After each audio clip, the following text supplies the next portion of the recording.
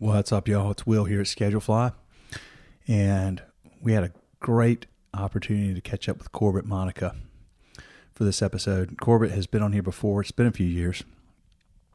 I was able to do that one in person at Bella Monica in Raleigh. Bella Monica has been around for 22 years. Corbett and his wife own it. It's an iconic place in Raleigh. Well loved, well regarded. You know, sort of one of those must-do things if you go to Raleigh. You go to Bella Monica. They are legendary for lots of things about their restaurant, but particularly the service is just off the charts, amazing. And so Corbett and I talked a little bit about that, as well as a lot of other things. Corbett's a great dude, a kind, authentic, just gentle soul, good human being, a friend, and it's a true honor for all of us at Schedulefly to serve Corbett and his wife and their team at Bella Monica. So y'all enjoy this. More coming soon. Stay tuned. Thanks. Hi, Will. What's up, man?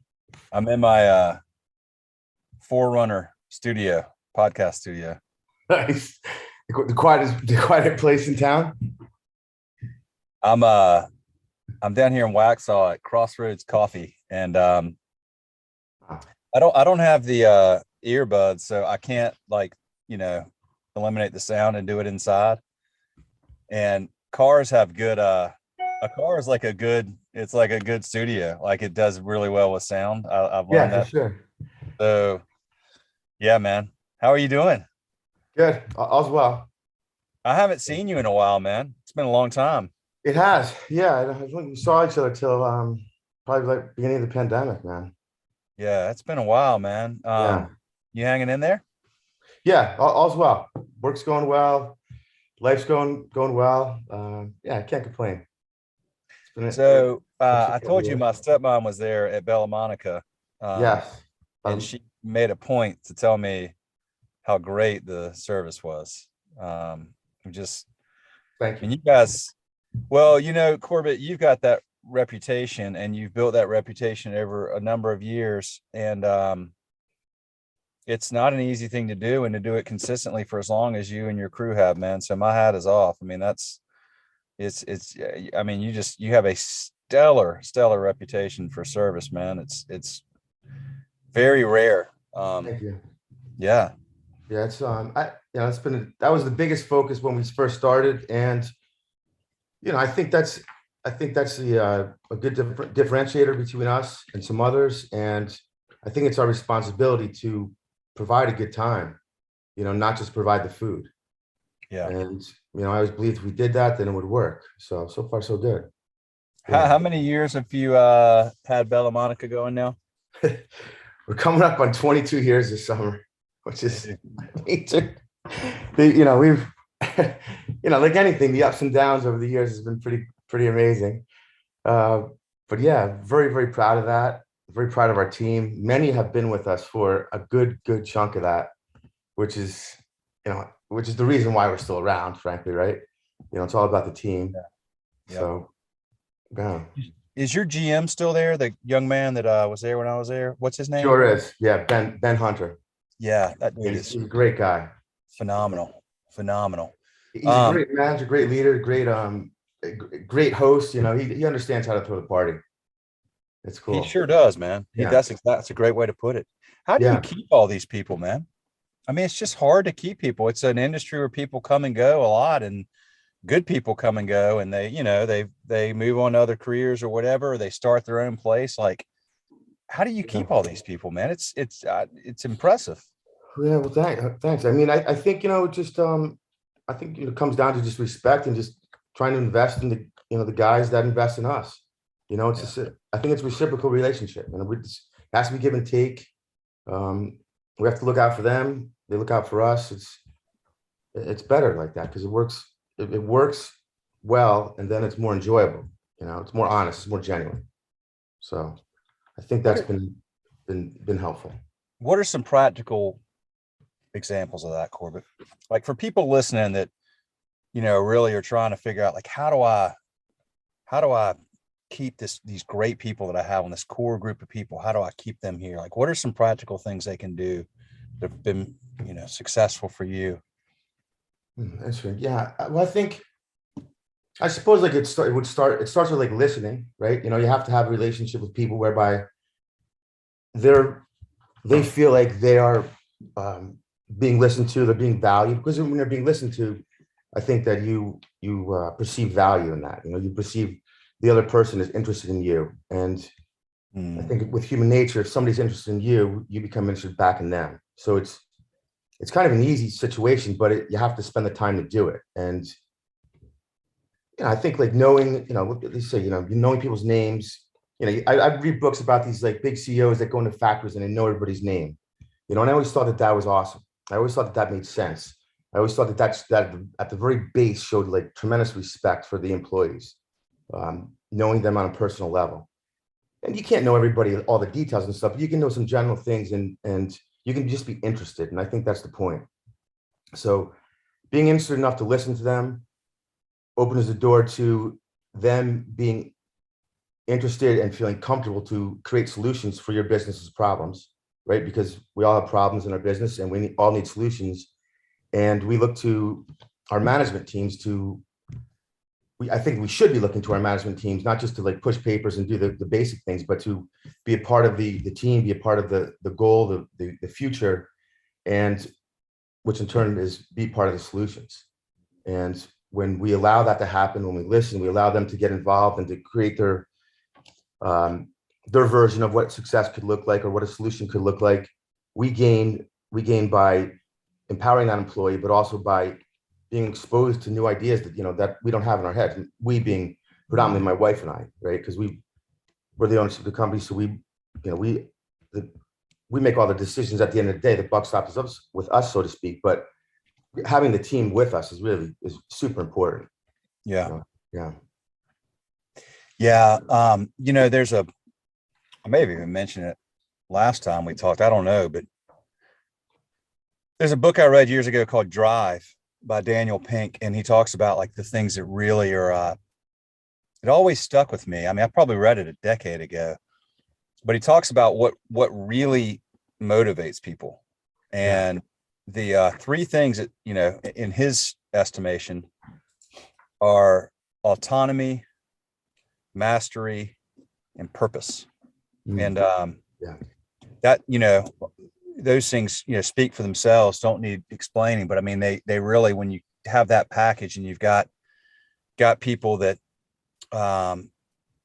feel like they have those three things, his point was like, you can't just keep paying people more. That's not like, that's, somebody will always pay people more or whatever. But when you have the trust and the interest, as you said, in them, and you listen to them and you give them that autonomy and you let them have, master whatever they are doing, as Ben has, and they have purpose, which is, something bigger than themselves, and they feel like they're part of, a larger story, which you and your bride are as well, and y'all all are. So that seems to, I feel like when I find people that, not that you've deliberately taken those three things, but it's clear that you said that in so many words. You said you give your folks that.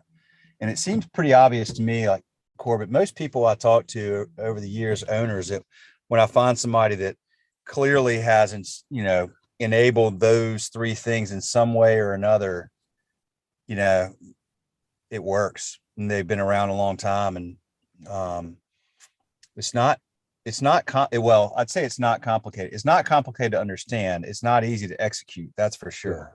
Sure. Simple to understand, tough to execute, and it takes constant growing and learning. Personally, I know for you and your wife, and but you guys, you've got you've got your one location there. You've really, it's like an iconic location now. I mean, people that have been in Raleigh know Bella Monica. It's like a place that everybody's been, kind of thing. And oh yeah, man. I mean, for sure. It's special, like, I mean, you got to imagine that. We dig it. Yeah. Yeah. That's cool. Like a staple in Raleigh. So, and it's a cool thing, man. So you guys, you got through, the pandemic was obviously really hard. I was just talking to an owner yesterday out in California, and we were just talking about how, like, okay, so I guess we're on the tail end of this thing and everything's kind of open back up. People are like, all right, good. Now we're back to normal. And now you got like insane inflation. Just, just drop that into the mix and try to deal with that. How have you seen, has that been an impact or had an impact on y'all yet? I don't think we've seen it firsthand yet. Certainly we've seen prices go up, and we're trying to manage that and deal with that. We've raised prices a little bit to combat that. I think that I would say like the one thing I think the pandemic did for our business is that it provided people with a understanding that maybe to not take restaurants so much for granted, in that they'll always be there. They're always going to have food that you can get whenever you want to, because that didn't happen, right? So all of a sudden the supply for them was gone. Yeah. And that, I think that humanized the business, which is a positive thing. We enjoy the work of providing for it, but we're not servants too, so to speak. So I think that allowed us to be able to eliminate some items on our menus that didn't work, right? To create our efficiencies, to raise prices when we need to. The understanding of price of food, I think, has never been greater in our society. Food costs, we sell food at a discounted rate, right, in America. So that's a problem in many ways, and it's led to a lot of problems within our business, what have you. But the good part is that there's been a bit more understanding than there ever has been. So I'm optimistic that will that understanding will continue. That will allow us as an industry to get better.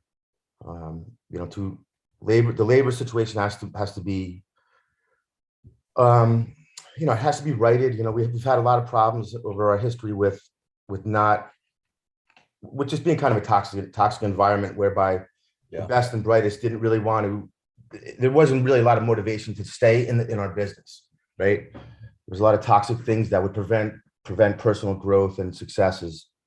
So I think that conversation has started, and I think that's a good thing. It's challenging right now for us because we're in the midst of battling it and trying to just find employees, find more bodies even, but moving forward, I think that it will produce some good, hopefully. I'm just gonna try to stay optimistic on that. I see so you got some books back there behind you, and you mentioned reading books about CEOs that know everybody's name. Or do you read a lot? Not as much as I would like to, but I do spend time reading, and what I read, I put a lot of time into reading and understanding and growing from, Yeah. Yeah, for I think sure. it's important to get other perspective. You can't live in your own mind for too long. No, I totally agree. I totally agree. I feel like I go through phases where I read a lot and then I don't for a while. Maybe I'm absorbing it all. I don't know, but I really enjoy reading and learning, and trying to take from it, not just leave it as it is, but get something from it and take little ideas from different people. Do you read books from people in the industry, or do you read books from, you mentioned CEOs of a large company? That's probably not hospitality rated stuff, but I'm curious, like, what kind of stuff do you enjoy the most? A good mix, really. I mean, I read like the Jack Welch books is an example of that leadership kind of mentality of knowing people. I read those. I read a bunch of industry books. They're fun to read. They're educational, fun read. And then I also read I've gotten into sailing recently, which has been like a lifelong passion. So lately I've been reading a lot of sailing books. Sailing. Yeah. Nice, man. Where do you go sailing? Pardon me? Where do you go sailing? Mostly down to the coast. I've been sailing around the beaches of Wrightsville and the beaches of I guess really Oriental, not really so much the beaches, but yeah, I've the one thing that a positive from the silver lining, if you will, from the pandemic has been that for the past year I've kind of been on a bit of sabbatical. I've taken a step away from Bella, like everyday operations, and I got a bunch of certifications from the American Sailing Association, just to learn to grow my sailing skills, because I've always had a dream of sailing in open water and going from here to there. and being safe and proficient doing so is, has been up on the list. And I never would have had time to do it had, things just been as they were, just grinding every day. So I've had a pretty good past year, actually. I mean, had a very good past. I think I'm hugely fortunate, and silver lining, man. It's crazy. Yeah, I love that, man. I can tell you're really enjoying that. Well, you said it's a lifelong passion. So did you grow up sailing? I didn't, no, but I've always been a water guy. I've always played in water. I guided rafts in college, and I just love being around water, And at an early age, I was just enamored by the idea that you could get on, a floatable thing and have wind carry you somewhere, and then you could direct it too, or you could direct yourself like with that wind. And so I just think it's amazing. Yeah, that's awesome. Do you do you get like a captain's license? Is that how? I'm working towards, that's a distant away. The first was to be able to charter boats myself. I'm comfortable driving boats, 40 to 45 feet. And that's pretty cool. So next, we'll work on getting a license that I can carry passengers. And, I don't know how far I'll take it, because I don't know how much time it takes time like anything. So, but right now it's been fun, and I've grown. I think I've grown a lot sailing wise. My seamanship has grown, but personally, I've also grown as well, because there's been a lot of time for introspection and just kind of like sorting things out, priorities and what have you. So it's been cool. So there was a guy on the podcast just a few days ago, and he had like tattoo sleeves, and I was asking him about his tattoos, and he had this one of like a ship, like a pirate ship looking type boat, and in some really rough waters. And he said that he has that because it reminds him that I don't remember the exact quote, but basically that calm waters don't make good sailors. Yeah. I've heard. That's great. I love it. So true, right? Yeah. Well, I mean, there's a metaphor. It's particularly in your industry, man. I mean, like, you gotta, the waters are rarely calm. It's like, we go from pandemic, now we have inflation. Now you have, it's so being able to navigate that makes you a good captain, so to speak, of the business. For sure. Well, so do you, okay. Well, I'm glad to hear that you've had the time to do that, man. You Thanks. Yeah. certainly deserve it. I know one thing that you and I have talked about in the past is, personal health and taking care of yourself and eating. I know you said you've been doing some 16/8 fasting. Yes, I have. It works super well. I mean, it really does. What are you getting out of it? Like losing weight, mental clarity, or what? Like, what do you think is? I think all the above. I think kind of getting it, just like, saying like, just get out of bed to go running, right? The first thing you have to do, the hardest thing is to get out of bed and put your shoes on, right? And then once you're doing it. So I wake up hungry, I love to eat, man. I'm not a thin guy. I'm not starving away by doing so. I'm more, I think, just maintaining myself to be able to eat a little bit. And I'm interjecting some exercise and whatnot, but you get some like satisfaction and success out of, a lot of times I don't finish dinner till 9 o'clock for whatever reason, right? So I've got to wait till like 2 o'clock, a lot of times, 1 o'clock, 2 o'clock, and maybe it's 10 o'clock, really, because 2 o'clock is kind of when I usually eat. So I'm hungry in the morning, and I got to push it off. Like any hurdle, you get through it, any mountain to climb, it's a false, there's a false summit almost there, and it's like, so I think that's a big part of it for me, that, like, getting having a little success each day. I haven't really thought that out loud, but I think that's it. Yeah. Well, it's an interesting, it's like a daily win that you're in control of. Yeah, really. I mean, sure. Yeah, right on. Well said. Yeah, you're in control of it, and that's the important part. Yep. Yeah, there's so many things we're not in control of. So that's something that you can, one little small win every day. It's a good thing. Yeah, it helps. Sure. Yeah. So what else is going on, man? Are you guys the masks have kind of come off, and so is business, I imagine you're pretty busy these days. Yeah, business is going great. I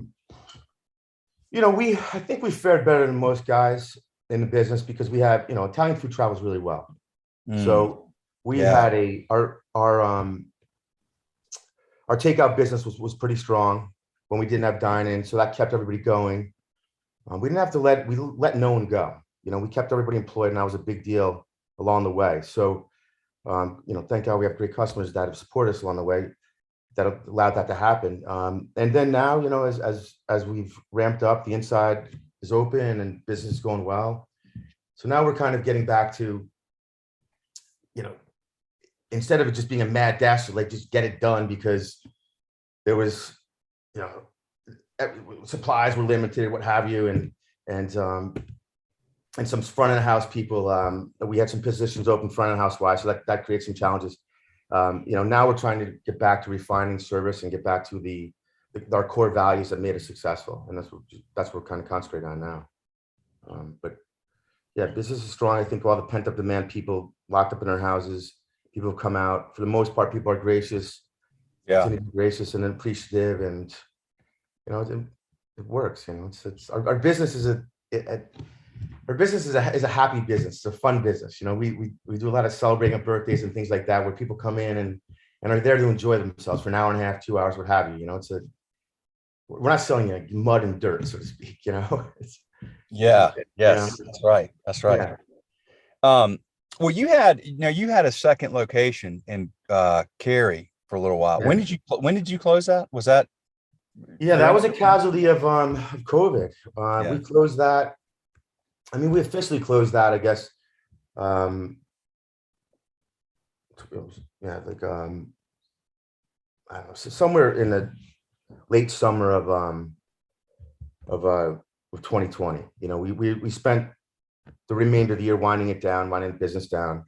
Yeah, it's a weird thing because that was a casualty of COVID, and that we got crushed in a lot of ways. We put a lot into it, money wise and time and all. But again, the silver lining was that we gained some time. So I'm sad. I drove by there recently, and that it was an RTP where it was, and we kind of catered more toward a business dinner crowd, and it worked well when it was pre-COVID, I guess to say. And now still out there in all those huge office parks, there's still only half to 25% of the people have returned. So we couldn't have survived, we couldn't have lasted, and I don't know. So it's bittersweet, but I wouldn't have the time to sail. I wouldn't have the time to take some time off and think. I wouldn't have time to spend with my family. So it's strange how life works out. Well, it is, and it's this natural process to grow and add. But I tell you, if keep it, we've been doing this 15 years at Schedulefly, and Wes and I are all like, we should add this. And then we start doing, we're like, wait a minute, what we gotta stay, because then that takes time, and then it takes energy, and then you're like eating into your life, margins, and I mean, time's our most valuable resource, right? So it's an easy thing to get carried away with adding, but man, I tell you, it's like the more you pare down sometimes, just down to the basics, and you can just nail those, if you're satisfied with that, it's a great thing. I mean, I think, I just can relate to that a lot, that, just being happy with just like getting up every day and just nailing the basics, man, that's a great freaking way to go about things. I mean, you guys do that at Bella Monica every day, and it's an awesome way to run a business and gives you that time. What a great life, man. I mean, that's great. You've got time to enjoy yourself and, spend time with your family, and you built a wonderful brand. So, dude, I mean, well, thanks. Yeah. You guys have done that well. You guys have done it well as well, keeping things simple. And that, that has been that's one of my biggest challenges right now to I guess, just temper the desire to grow and to do, but you said, it's human nature to add on, right? Yeah. And so I'm battling that right now. Like, professionally, it's okay. What we did is good. What we have is great, and and maintaining it is certainly challenging, but there's also, there's also excitement and other challenges too, right? So, and, and over the past year, I was able to take the time over the past year because we had all our management in place from Bella. So there wasn't really a huge need. It wasn't needed on a schedule, so to speak. So one of the things I've been thinking about is, do we grow? Do we add? What do we do? And there hasn't been a rush. There hasn't been a lot of pressure. So I kind of think I'm just taking things as they come, and I'm looking at opportunities. I'm considering things. I can't imagine that I sit idle for the rest of my life. I have a great team. Then I want to continue to grow them. So then there's that side that, well, you have to. I talk to Ben all the time. You have to give your job away. Give your job away, and then we get new jobs. Like, we create new things. And he's for sure. Yeah, and he's fully aboard on that. And so he's teaching the younger managers that as well. Same with our kitchen managers doing that, a chef and all. So, I'm optimistic of what the future brings. I think there'll be some cool things happening, but I really have nothing on the books. I'm still, I got to take a little bit of time. We dust off the beating we took at Stolino, so to speak. And also, I'd like to see the labor kind of get a little reconciled a bit. Inflation, this damn war, there's a lot of things going on right now that aren't driving me to rush into anything too soon. So. Yeah, well, you'll know when the timing is right. I think so. That's the great thing about it. Yeah, for sure. Yeah, absolutely, man. Yeah. Well, is there I'm trying to think if there's anything else I wanted to ask you about, other than I'm going to be coming up there to see my folks, hopefully sometime soon. I'm gonna ride that train up there, man. I was really getting into riding the train to Raleigh and back right before COVID. I love it. Oh, yeah, it's so great. Awesome. It makes sense. I forgot about that actually until you mentioned that. Yeah, it's like $30 each way, and you have Wi-Fi if you want to work. There's like 30% capacity, so there's plenty of space to sit and just be by yourself. Yeah. Coffee, water, good scenery, no interstate stress, and all that stuff, man. I freaking love it. So I was just thinking of that. I'm not even making this up. Early this morning, I started looking at train schedules. I was like, because for the longest, I don't even know if they were running for a while or whatever, but I wasn't getting anywhere near a train during all that mess the last couple of years. But sure, I'm ready, man. So I still, to this day, I remember sitting back there in that back room with you. And you and your wife, and y'all brought out that ridiculously amazing food, and I remember it very well. That whole experience. It's like, so I want another shot at that, man. Let's do it. Yeah, look forward to it. Absolutely. Anything else on your mind? Not too much. Tell me about your fasting. You're going on a crazy fast. That's nuts. Yeah, I guess that starts the week after, about a week and a half from now. Yeah, so my buddy and I are going to try to do a 7-day fast leading up to Easter Sunday. So, oh wow, that's neat. You have a big celebration on Easter?